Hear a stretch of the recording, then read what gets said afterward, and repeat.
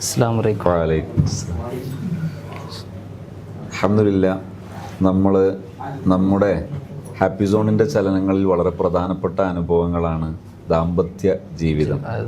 പലർക്കും നഷ്ടപ്പെട്ടു പോയി എന്ന് തോന്നാറുള്ള ജീവിതങ്ങൾ പലതും തിരിച്ചു കിട്ടിയ ധാരാളം അനുഭവമുണ്ട്.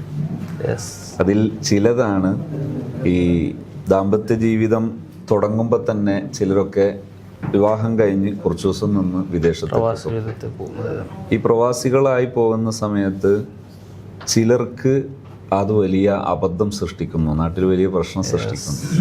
അതിലൊരു അനുഭവമായിരുന്നു പിന്നെ വിദേശത്ത് പോയതിന് ശേഷം പിന്നെ വിവാഹം കഴിഞ്ഞ് കുറഞ്ഞ ദിവസം കൊണ്ട് വിദേശത്തേക്ക് അദ്ദേഹം പോകുന്നു. ചിലവും കാര്യങ്ങളൊക്കെ അദ്ദേഹം നോക്കുന്നുണ്ട് കൃത്യമായിട്ട്.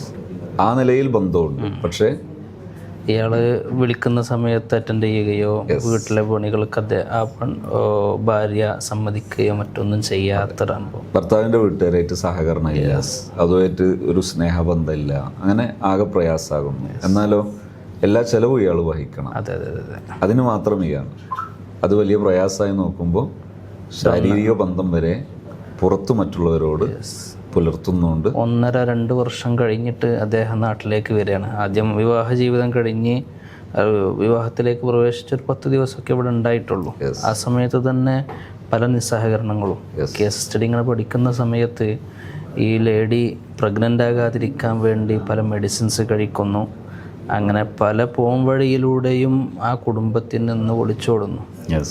എന്നിട്ട് ഈ ലേഡി എങ്ങനെ അറ്റൻഡ് ചെയ്യുമ്പോൾ അവർ പറയുന്ന ഒന്ന് പലതും ലൈഫിൽ നിന്നുള്ള ഒളിച്ചോട്ടമായിട്ടാണ് അവരുടെ ലൈഫിനെ അനുഭവിക്കുന്നത്.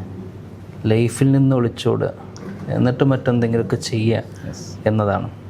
പിന്നെ ഇങ്ങനെ പഠിച്ചു നോക്കുമ്പോൾ അവിഹിത ബന്ധത്തിലേക്ക്. അവിടെ ഞെട്ടിക്കുന്ന മറ്റൊരു വശം, ഈ ലൈഫിൽ നിന്ന് ഇങ്ങനെയൊക്കെ ഒളിച്ചോടുമ്പോൾ അതൊരു സുഖമായിട്ടായിരുന്നു അവർ കരുതുന്നത്. പക്ഷെ പിന്നെ അവരോട് തന്നെ അവർക്ക് മടുപ്പും നീരസവും ഒക്കെ ആ വാക്കുകളിൽ കാണാം. അവരോട് കസ്റ്റഡീസ് പോകുമ്പോൾ അവരുടെ ലൈഫിനോട് തന്നെ എന്തെന്നില്ലാത്തൊരു നീരസം, അവരോട് തന്നെ വെറുപ്പ്. അവസാനം അവർ പറഞ്ഞ പ്രയോഗമാണ്, ആ പെൺകുട്ടി പറഞ്ഞതാണ്, ഞാൻ എന്നെ തന്നെ ശിക്ഷിക്കാൻ എടുക്കുന്ന വഴിയാണിത്. അതായത് ഈ അലങ്കോലപ്പെടുത്തലുകൾ എന്നെ തന്നെ ശിക്ഷിക്കാൻ എടുക്കുന്ന വഴിയാണ്. അപ്പോൾ ഇതൊരു വലിയ ഒരു വിഷയമാണ്. അവസാനം അത് പരിഹാരമായി.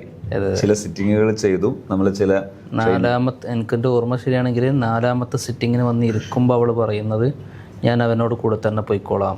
അതായത് ഒരു നിലക്കും വേണ്ട, ഇനി യോജിച്ചു പോകൂല, ഡിവോഴ്സ് വേണമെന്ന് പറഞ്ഞ അവസ്ഥയിൽ നിന്ന് 4ാമത്തെ സിറ്റിങ്ങിന് വന്ന് ഇരിക്കുമ്പോൾ ഫസ്റ്റ് എന്നോട് പറഞ്ഞത് ഞങ്ങൾ ഒരുമിച്ച് ജീവിച്ചോളാം. അവിടെ ഒരു വിഷയമാണ്, ഇവരൊക്കെ അഭ്യസ്ത വിദ്യരാണ്. പേരിൻ്റെ കൂടെ ചേർത്തി വെക്കാൻ പറ്റുന്ന അക്ഷരമാലകൾ ധാരാളം ഉള്ളവരാണ് ഇവർ. അവർ ലോകം തിരിഞ്ഞവരാണ് എന്ന് കരുതുന്നവരുമാണ്. പക്ഷേ ദാമ്പത്യ ജീവിതം അവർക്ക് അറിയില്ല. അതുകൊണ്ട് തന്നെ ദാമ്പത്യ ജീവിതത്തിലെ ചെറിയൊരു വശങ്ങൾ പഠിക്കുമ്പോൾ പോലും ഇത്തരം മല പോലെ കരുതിയിരിക്കുന്ന പ്രശ്നങ്ങൾ പരിഹരിക്കപ്പെടുന്നു. അപ്പോൾ അവരെല്ലാം ആഗ്രഹിക്കുന്ന, പലരും പലപ്പോഴും പറയുന്ന, ആവശ്യപ്പെടുന്ന ഒരു വിഷയമാണ് ഒരു കപ്പിൾസിന് മുന്നോട്ട് കൊണ്ടുപോകാൻ, ലൈഫ് മുന്നോട്ട് കൊണ്ടുപോകാൻ സഹായകമാകുന്ന ഒരു സെഷൻ. അപ്പോൾ ഒരു കപ്പിൾസ് ട്രെയിനിങ് ആവശ്യമാണ്. ഇൻഷാ അല്ലാഹ് ഹാപ്പി സോണിൻ്റെ ഒരു കപ്പിൾസ് ട്രെയിനിങ് നാം കണ്ടക്ട് ചെയ്തിരിക്കുകയാണ്. ഇത്തരം പ്രതിസന്ധി ഉള്ളവർക്കും അല്ലാത്തവർക്കും പ്രതിസന്ധി വരാതിരിക്കാൻ വേണ്ടിയും ഉപയോഗപ്പെടുത്താൻ കഴിയുന്ന കപ്പിൾസ് ട്രെയിനിങ്. ഭാര്യയ്ക്കും ഭർത്താവിനും ഒന്നിച്ച് പങ്കെടുക്കാം. മക്കളെയൊക്കെ വീട്ടിൽ നിർത്തിപ്പോരാൻ പ്രയാസമുള്ളവരാണെങ്കിൽ അവർക്ക് മക്കളെയും കൂടെ പങ്കെടുപ്പിക്കാൻ പറ്റുന്ന അത്യാവശ്യം ലക്ഷറി സൗകര്യത്തിലുള്ള നല്ലൊരു ട്രെയിനിങ് സെഷൻ, ഒരു റെസിഡൻഷ്യൽ സെഷൻ തന്നെ നമ്മൾ സംഘടിപ്പിക്കുന്നു. താല്പര്യമുള്ളവർക്ക് ഈ കാണുന്ന നമ്പറിൽ ബന്ധപ്പെട്ട് അവർ ജോയിൻ ചെയ്യട്ടെ.